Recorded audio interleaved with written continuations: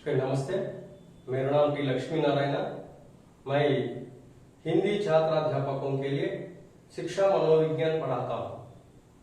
ये शिक्षा मनोविज्ञान न केवल आंध्र राज्य के शिक्षण क्षेत्र में पदार्पण करने वालों के लिए ही आवश्यक नहीं, बल्कि पूरे देश में हर एक राज्य में जो भी जिला चयन समिति के द्वारा परीक्षा में हिंदी शिक्षण क्षेत्र में पदार्पण करना चाहते हैं, उन सबके लिए यह आवश्यक है शिक्षा मनोविज्ञान, अर्थात अंग्रेजी में इसे एजुकेशनल साइकोलॉजी कहते हैं।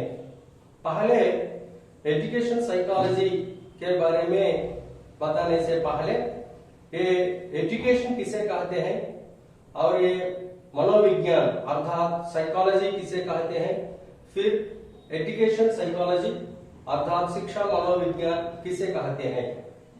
शिक्षा में मनोविज्ञान की प्रक्रिया लाने की आवश्यकता क्यों हुई, शिक्षा क्यों मनोवैज्ञानिक बन गई, इन सब के बारे में हम इस क्लास में अध्ययन करेंगे।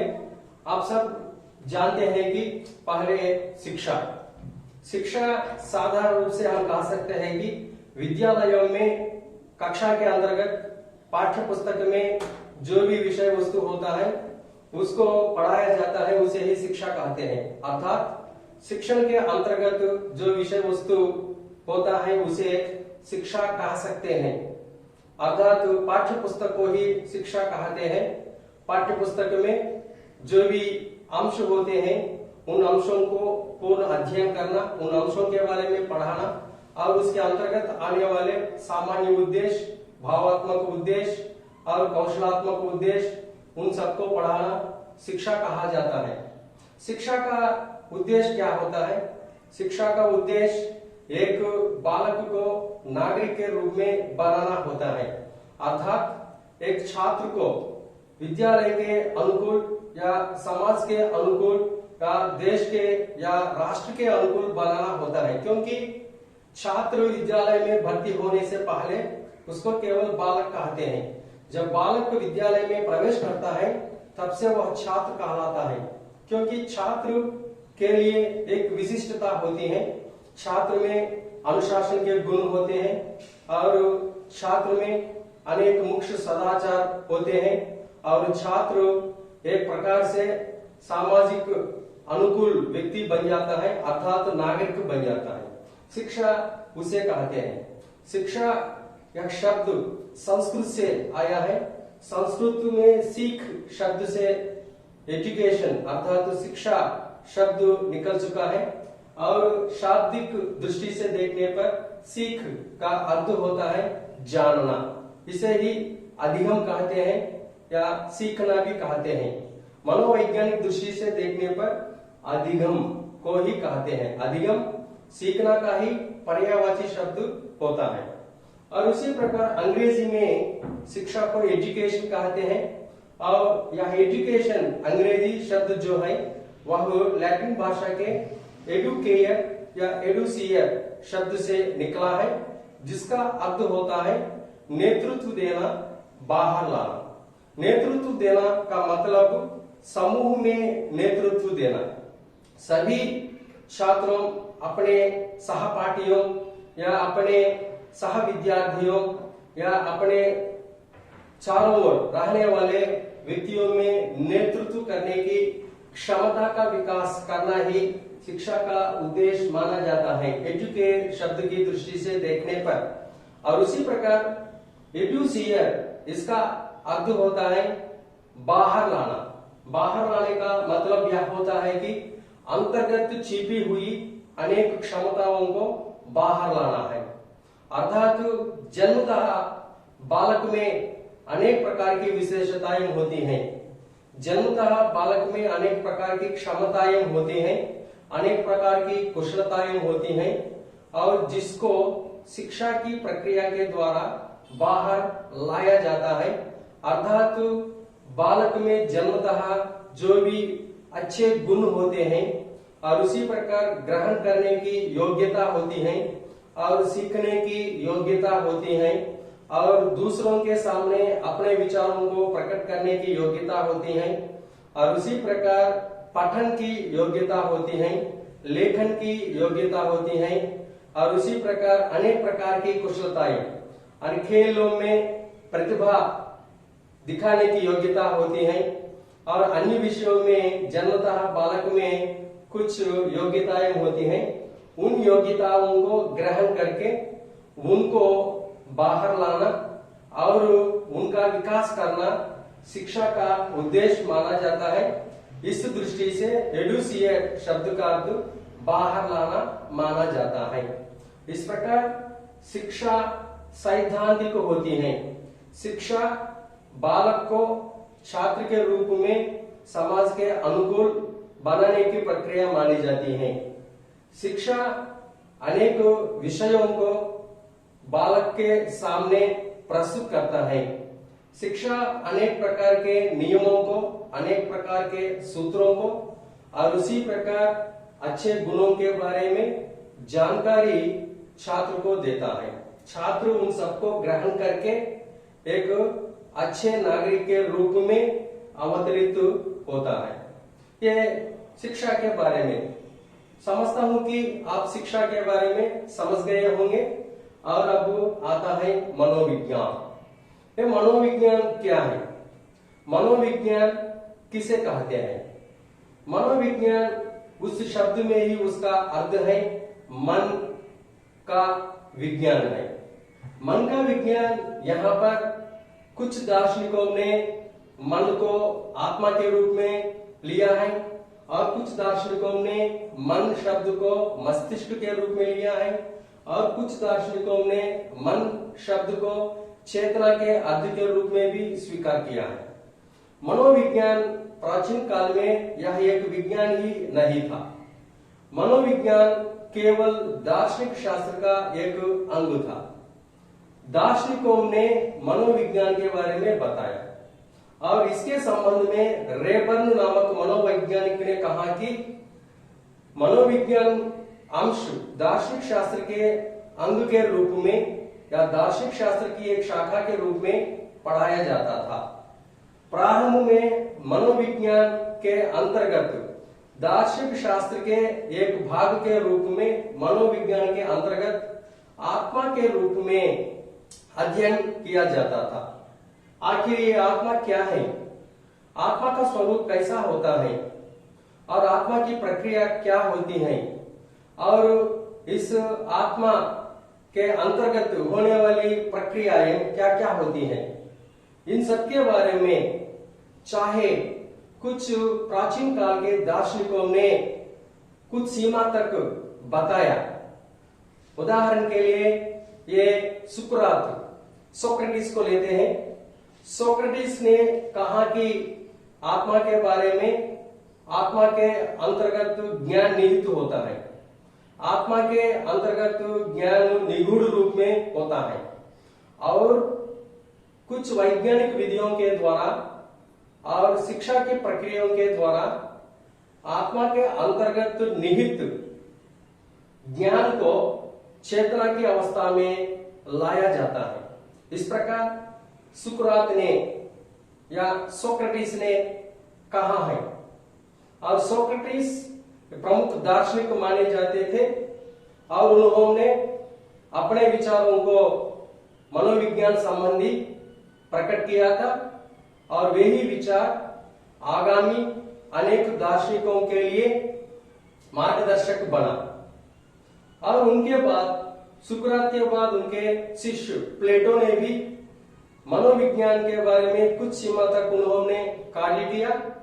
उन्होंने प्राचीन पाठशाला आंदोलन का सूत्रपात किया है, और उनको प्राचीन पाठशाला आंदोलन के पितामह भी कहा जाता है। और उन्होंने स्वयं जिम्नाशिया नामक पाठशाला का भी स्थापना की थी, और उन्होंने दार्शनिक शास्त्र की एक शाखा के रूप में मनोविज्ञान के बारे में कुछ सीमा तक अपने विचारों को प्रकट किया था। और उसके बाद उनके शिष्य अरिस्टोटल ने भी दार्शनिक शास्त्र की एक शाखा के रूप में मनोविज्ञान के बारे में अपने विचारों को प्रकट किया। और अरिस्टोटल या अरस्तु ने प्लेटो के जो प्राचीन पाठशाला आंदोलन शुरू हुआ था, उस आंदोलन को उन्होंने आगे बढ़ाया और प्लेटो ने जो कार्य किया उस कार्य को ये अरस्तु ने आगे बढ़ाया।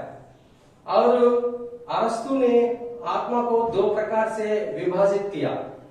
ये आत्मा अरस्तु के अनुसार निष्क्रियात्मक और सक्रियात्मक दो प्रकार से मानी जाती है।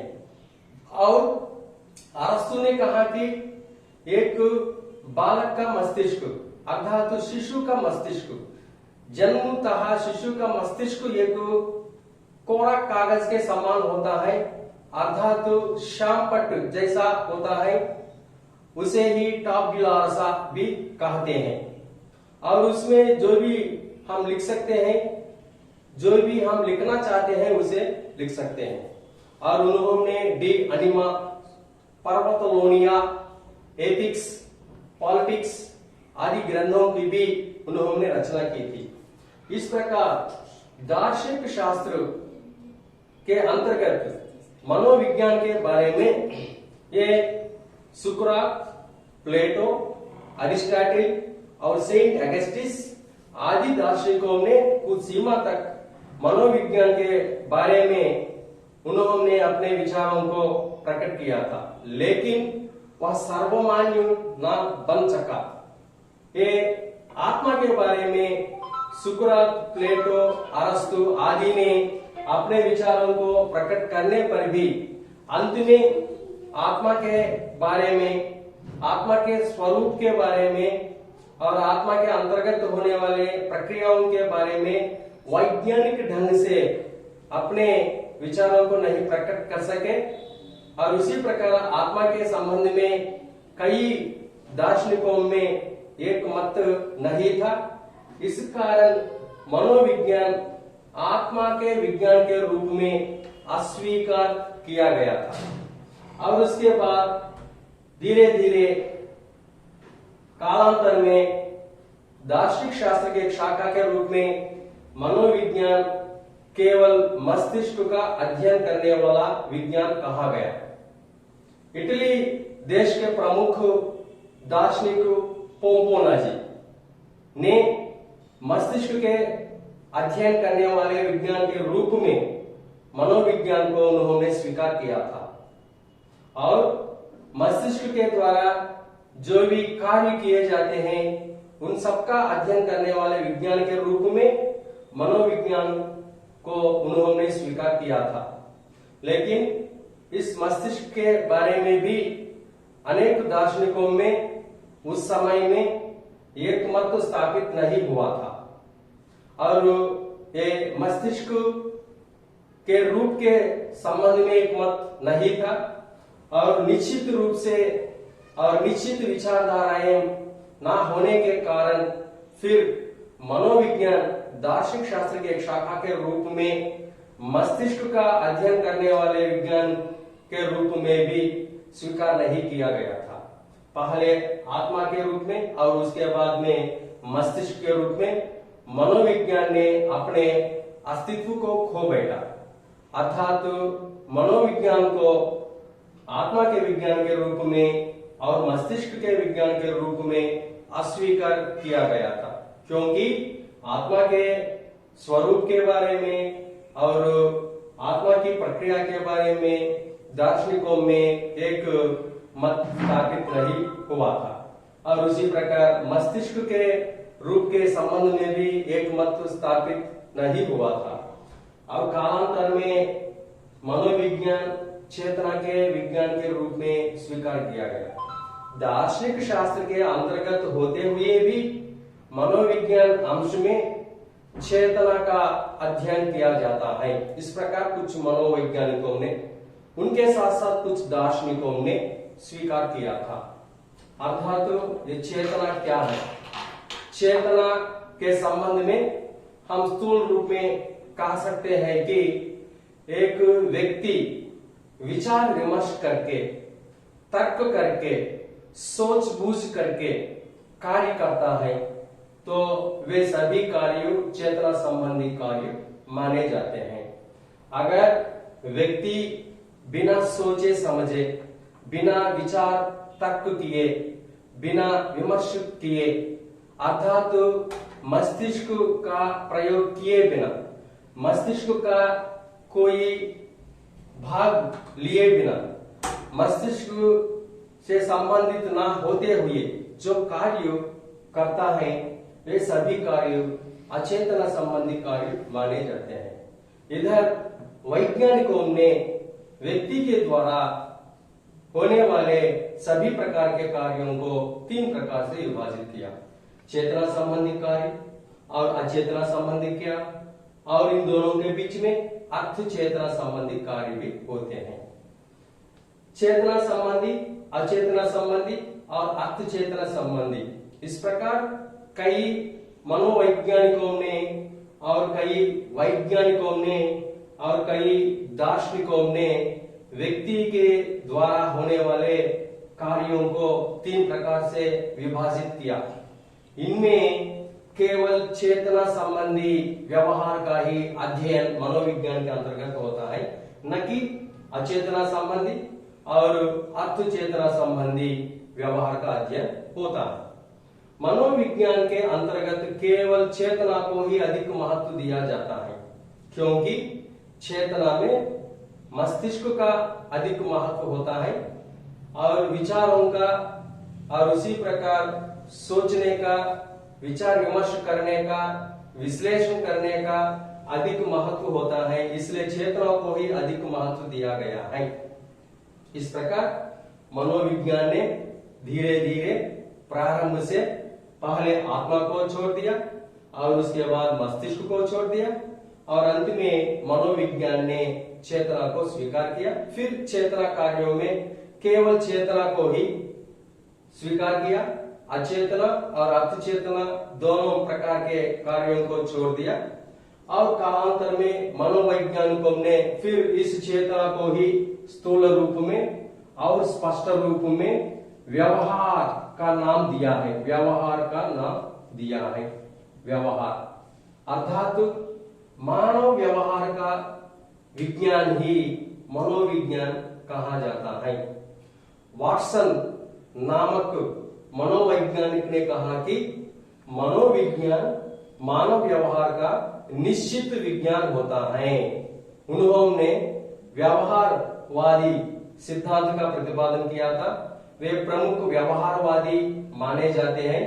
उनके अनुसार व्यवहार का स्पष्ट अध्ययन मनोविज्ञान के अंतर्गत किया जाता है। इस प्रकार वाटसन नामक मनोवैज्ञानिक ने इस व्यवहार को अधिक महत्व दिया है। 19वीं शताब्दी के प्रारंभ में मनोविज्ञान दार्शनिक शास्त्र से अलग होकर एक विशेष विज्ञान के रूप में, एक स्थूल विज्ञान के रूप में अवतरित हो गया और अंत में मनोविज्ञान व्यवहार के विज्ञान के रूप में सर्वमान्य प्राप्त किया था और सभी प्रकार के मनोवैज्ञानिकों ने और कुछ दार्शनिकों ने भी मनोविज्ञान को मानव व्यवहार के विज्ञान के रूप में स्वीकार किया था। अब मैं समझता हूं कि आप लोग मनोविज्ञान के बारे में समझ गए होंगे। मनोविज्ञान इस प्रकार कालांतर में धीरे धीरे अंत में व्यवहार के विज्ञान के रूप में निश्चित हो गया। इसके संबंध में रेबर्न नामक एक मनोवैज्ञानिक ने कहा कि पहले ये दार्शनिक शास्त्र की एक शाखा के रूप में प्रचलित होते हुए मनोविज्ञान को मनोवैज्ञानिकों ने दार्शनिक शास्त्र से पृथक कर लिया है। और इसके संबंध में वुडवर्थ नामक मनोवैज्ञानिक ने कहा कि मनोविज्ञान दार्शनिक शास्त्र के रूप में होते हुए पहले आत्मा को छोड़ दिया और उसके बाद मन या मस्तिष्क को छोड़ दिया और उसके बाद चेतना को छोड़ दिया और अंत में व्यवहार का अध्ययन करने वाले विज्ञान के रूप में सर्वमान्य प्राप्त करके दार्शनिक शास्त्र से अलग होकर एक विशेष एवं स्थूल विज्ञान के रूप में अवतरित हो गया, इस प्रकार वुडवर्थ ने कहा है। ये तो मनोविज्ञान संबंधी अंश है। अब आता है शिक्षा और मनोविज्ञान दोनों में संबंध क्यों होना चाहिए, शिक्षा और मनोविज्ञान का संबंध क्या होता है। पहले हम जान चुके हैं कि शिक्षा के बारे में, शिक्षा केवल नियमों को बताती है, केवल सूत्रों को बताती है और केवल विषय वस्तु को बताती है, और छात्र को कैसे रहना है और छात्र को समाज में कैसे रहना है, परिवार में कैसे रहना है और अपने सहपाठियों के साथ कैसे व्यवहार करना चाहिए, और उसी प्रकार ये सैद्धांतिक या व्यावहारिक भाषा का प्रयोग किन परिस्थितियों में प्रयोग करना चाहिए, किस प्रकार अनेक प्रकार के भावों को अपनाना चाहिए, अनेक प्रकार के सद्गुणों को अपनाना चाहिए, अनुशासनात्मक व्यवहार कैसे करना चाहिए, इन सब के बारे में शिक्षा बताती है। लेकिन छात्रों में अगर अनेक प्रकार की छात्र अनेक प्रकार के होते हैं, शिक्षा संबंधी अंश छात्रों में लागू करने के लिए मनोविज्ञान कार्य करती है। यहाँ पर मनोविज्ञान का आगमन शिक्षा के क्षेत्र में आने के कारण बालकों के अनेक प्रकार की आवश्यकताओं को, रुचियों को, वैयक्तिक भिन्नताओं को महत्व दिया गया है। प्राचीन काल में शिक्षा का स्वरूप कैसा होता था? प्राचीन काल में गुरुकुल में अनेक प्रकार के छात्र गुरु के सामने बैठकर अध्ययन करते थे, गुरु की सेवा करते हुए अध्ययन करते थे, और गुरु जो भी अंश सुनाते हैं, जो भी पाठ पढ़ाते हैं, जो भी गीत सुनाते हैं या ग्रंथ पढ़ाते हैं, उनको सुनकर या श्रवण करके अनेक विषयों को छात्र ग्रहण करता है। लेकिन उन छात्रों में कौन अधिक ग्रहण करने वाले हैं, कौन तेज दृष्टि से अधिक ग्रहण करने वाला है, कौन मंदबुद्धि बालक है, कौन तीव्र बुद्धि बालक है, बालक पढ़ाई में पीछे पड़ने का कारण क्या है, और बालकों में रुचियां क्या क्या होती हैं, बालकों में कुशलताएं क्या क्या होती हैं, इन सबको अधिक महत्व नहीं दिया जाता था। आधुनिक काल में जब मनोविज्ञान का आगमन शिक्षा के क्षेत्र में हुआ, शिक्षा के क्षेत्र में अनेक परिवर्तन हुए। यहाँ पर बालक को अधिक महत्व दिया गया है। बालक केंद्रित मनोविज्ञान के कारण ही शिक्षा को बालक केंद्रित बनाया गया है। मनोविज्ञान के प्रभाव के कारण ही आजकल शिक्षा बालक के लिए शिक्षा, न कि शिक्षा के लिए बालक कहा जाता है। बालक के लिए शिक्षा, जैसा बालक चाहता है, जैसा बालक बनना चाहता है, उसके अनुरूप शिक्षा देने की आवश्यकता होती है आजकल, क्योंकि कोई भी बालक अयोग्य नहीं होता है, कोई भी बालक अनुत्तीर्ण नहीं होता है। जन्मतः हर एक बालक एक यूनिक होता है। हर एक बालक में जन्मतः अनेक मूल प्रवृत्तियां होती हैं, अनेक कुशलताएं होती हैं। इसलिए मनोविज्ञान ने बालक संबंधी अनेक प्रकार की जन्मतः प्राप्त होने वाली योग्यताओं को महत्व दिया है। इसलिए मनोविज्ञान ने शिक्षा को बालक केंद्रित बना दिया है। इसलिए यह एक प्रमुख नारा होता है कि बालक के लिए शिक्षा, न कि शिक्षा के लिए बालक है। बालक के लिए शिक्षा, न कि शिक्षा के लिए बालक है।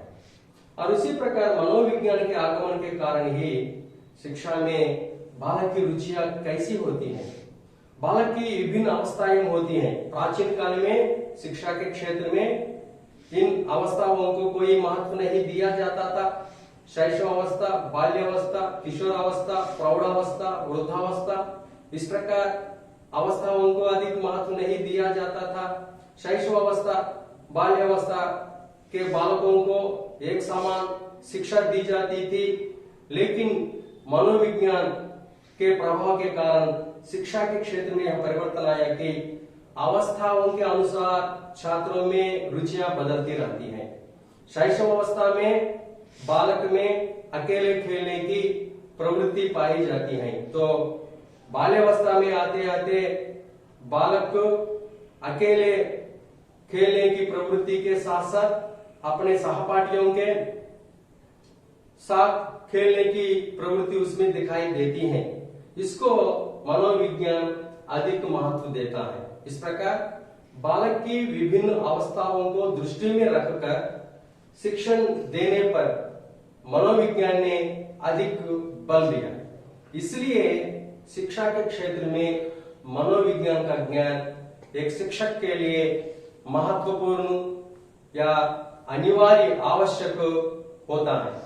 वही शिक्षक एक प्रभावशाली शिक्षक बन सकता है जो मनोविज्ञान संबंधी जानकारी प्राप्त कर लेता है। और मनोविज्ञान संबंधी जानकारी प्राप्त करने के साथ साथ कक्षा के अंतर्गत कक्षा की परिस्थितियों के अनुकूल छात्रों की विभिन्न प्रवृत्तियों के अनुकूल जो भी शिक्षक अपने शिक्षण को प्रस्तुत करता है वही शिक्षक को प्रभावशाली शिक्षक माना जाता है। इस कारण शिक्षा के क्षेत्र में मनोविज्ञान का अध्ययन करना अत्यंत आवश्यक आधुनिक काल में माना गया है। और उसी प्रकार ये बालक की मूल प्रवृत्तियां होती हैं। मूल प्रवृत्तियां, इन मूल प्रवृत्तियां बालक के लिए सहज रूप से स्वाभाविक रूप से प्रेरणा देने वाले कारक होते हैं। बालक को कोई भी बाह्य रूप से प्रेरणा देने की आवश्यकता नहीं है। एक बालक स्वयं स्वतः सहज रूप से स्वाभाविक रूप से अपनी मूल प्रवृत्ति से प्रेरित होता है। इस विषय को मनोविज्ञान ने अधिक महत्व दिया है। इस कारण कोई भी बालक इतिहास पढ़ने में अधिक रुचि दिखाता है तो कोई भी बालक भूगोल शास्त्र का अध्ययन करने में अधिक रुचि दिखाता है और कोई भी बालक नाट्य या कोई भी बालक लेखन में और कोई भी बालक पठन में अधिक रुचि लेता है। इसका मतलब है कि मूल प्रवृत्ति ही प्रारंभिक प्रेरक माने जाते हैं। उन मूल प्रवृत्तियों को मनोविज्ञान ने अधिक महत्व दिया है शिक्षा के क्षेत्र में। और उसी प्रकार वैयक्तिक भिन्नताएं अर्थात बालक में अनेक प्रकार के वैयक्तिक भिन्नताएं होती हैं। एक ही समान आयु वाले दो बालकों में वैयक्तिक भिन्नताएं होती हैं। एक ही समान आयु वाले दो बालिकाओं में भी वैयक्तिक भिन्नताएं होती हैं। एक ही समान आयु वाले एक बालक और एक बालिका में भी वैयक्तिक भिन्नताएं होती हैं। उदाहरण के लिए जन्मतः शिशु का भार, किसी शिशु का भार 1 या 1.5 किलोग्राम हो सकता है और किसी शिशु का भार 2 किलोग्राम या 3 किलोग्राम का हो सकता है और किसी शिशु का भार 5 किलोग्राम का भी हो सकता है। इस प्रकार जन्मतः वैयक्तिक भिन्नताएं होती हैं। भार की दृष्टि से, आकार की दृष्टि से, स्वरूप की दृष्टि से, बुद्धिलब्धि की दृष्टि से, रुचियों की दृष्टि से आदि अनेक प्रकार की शारीरिक एवं मानसिक दृष्टि से देखने पर अनेक प्रकार की विभिन्नताएं होती हैं। इनको ही इंडिविजुअल डिफरेंसेस अर्थात वैयक्तिक भिन्नताएं कहते हैं। मनोविज्ञान ने उन वैयक्तिक भिन्नताओं को अधिक महत्व दिया। इस कारण शिक्षा के क्षेत्र में भी वैयक्तिक भिन्नताओं को अधिक महत्व दिया जाने लगा। वैयक्तिक भिन्नताओं के अनुसार ही शिक्षण पद्धतियों में भी सुधार किया जा रहा है। आजकल वैयक्तिक शिक्षण पद्धति को अधिक महत्व दिया जा रहा है। सामूहिक शिक्षण पद्धति को अधिक महत्व नहीं दिया जा रहा है। इंडिविजुअल केयर, इंडिविजुअल सुपरविजन, इनको अधिक महत्व आजकल दिया जा रहा है। इसका कारण मनोविज्ञान का पदार्पण शिक्षा के क्षेत्र में होना ही माना जाता है। और उसी प्रकार मनोविज्ञान के कारण ही शिक्षा के क्षेत्र में और भी अनेक परिवर्तन हुए। प्राचीन काल में मूल्यांकन की दृष्टि से देखने पर परीक्षाएं निभाई जाती थी। परीक्षाएं कैसी निभाई जाती थी? ये अनेक प्रकार की सैद्धांतिक परीक्षाएं मानी जाती हैं, निबंधात्मक परीक्षाएं मानी जाती हैं। किसी अंश के बारे में बालक अपने विचार को प्रकट करते हैं, अपने विचारों को लिपिबद्ध करते हैं, उसके आधार पर और हस्ताक्षर के आधार पर, बालक के व्यवहार के आधार पर उनको अंक प्रदान किया जाता था। लेकिन मनोविज्ञान ने इस प्रकार के मूल्यांकन की विधियों को दोषपूर्ण बताया है। आजकल मनोविज्ञान के प्रभाव के कारण शिक्षा के क्षेत्र में केवल निबंधात्मक परीक्षाएं ही नहीं है और बल्कि अनेक प्रकार की बुद्धि परीक्षाएं और व्यक्तित्व संबंधी परीक्षाएं और वस्तुनिष्ठ परीक्षाएं, इन सभी परीक्षाएं आजकल बहुत प्रचार में रहने का कारण मनोविज्ञान का श्रेय माना जाता है। मनोविज्ञान का पदार्पण शिक्षा के क्षेत्र में होना ही माना जाता है। इस प्रकार ये शिक्षा और शिक्षा की प्रक्रिया में छात्र और शिक्षक और पठन सामग्री और कक्षा का वातावरण, इनका संबंध कैसे होता है, इसको ही त्रय संबंधी कहा जाता है। अर्थात छात्र, शिक्षक, पठन सामग्री के अंतर्गत कक्षा का वातावरण होता है। बालक के ऊपर कक्षा का वातावरण कैसे पड़ता है? अगर बालक को कक्षा के अंतर्गत अगर वह भाषा संबंधी कक्षा हो तो भाषा संबंधी अनेक व्याख्याएं अगर चार्ट के रूप में प्रस्तुत किए जाते हैं तो बालक आसानी से ग्रहण कर लेता है। और भाषा संबंधी कक्षा हो तो उस कक्षा में अगर शिक्षक उसी भाषा में वह व्यवहार करने लगता है तो जिस भाषा का कक्षा होता है वह उसी भाषा में व्यवहार करता है तो बालक आसानी से उस भाषा में निपुण बन सकता है। अगर हिंदी भाषा का कक्षा हो तो एक शिक्षक को हिंदी भाषा में ही बालकों से संवाद करते रहने के कारण बालक आसानी से भाषा को सीख लेते हैं। इस प्रकार कक्षा के वातावरण का प्रभाव बालक के ऊपर पड़ता है, गहरा प्रभाव डालता है। यह मनोविज्ञान इसको अधिक महत्व देता है। मनोविज्ञान के कारण ही शिक्षा के क्षेत्र में परिवर्तन आए हैं। इस प्रकार मनोविज्ञान एक विज्ञान, स्वयं विज्ञान, एक स्थूल विज्ञान माना जाता है। मनोविज्ञान के अंतर्गत शिक्षा के अंश को लेने पर उसको ही शिक्षा मनोविज्ञान कहा जाता है। शिक्षा मनोविज्ञान अनेक प्रकार की विधियों का आविष्कार मनोविज्ञान के द्वारा होने के कारण शिक्षा के क्षेत्र में उसे शिक्षा मनोविज्ञान कहा जाता है। मनोविज्ञान एक प्रयोगात्मक विज्ञान माना जाता है। मनोविज्ञान एक सामाजिक प्रक्रिया माना जाता है। मनोविज्ञान खोज एवं निरीक्षण के आधार पर अनेक विधियों का आविष्कार करता है। इन विधियों का आविष्कार करके उसे शिक्षा के क्षेत्र में लागू करने का प्रयास करता है। शिक्षा के उद्देश्यों की प्राप्ति में इस प्रकार मनोविज्ञान ने अपनी ओर से योगदान दिया है, इसलिए इसे शिक्षा मनोविज्ञान कहा जाता है। शिक्षा मनोविज्ञान के कारण ही आजकल शिक्षा के क्षेत्र में अनेक परिवर्तन आ चुके हैं और शिक्षा के क्षेत्र में आजकल हम जो भी तकनीकी संबंधी और प्रयोगात्मक विधियों के बारे में हम अध्ययन कर रहे हैं, उन सबका कारण मनोविज्ञान का पदार्पण शिक्षा के क्षेत्र में होना ही माना जाता है। इसलिए शिक्षा की प्रकृति सैद्धांतिक मानी जाती है, मनोविज्ञान की प्रकृति वैज्ञानिक मानी जाती है। शिक्षा सैद्धांतिक और मनोविज्ञान वैज्ञानिक होती है, दोनों मिलने से शिक्षा मनोविज्ञान बन जाता है। शिक्षा मनोविज्ञान की प्रकृति भी वैज्ञानिक मानी जाती है। यहाँ शिक्षा के उद्देश्य जो होते हैं मनोविज्ञान के भी वे ही उद्देश्य होते हैं, शिक्षा मनोविज्ञान के भी वे ही उद्देश्य होते हैं। शिक्षा के उद्देश्यों की प्राप्ति के लिए मनोविज्ञान अनेक विधियों का आविष्कार करता है। इन सब का अध्ययन हम शिक्षा मनोविज्ञान के अंतर्गत करते हैं।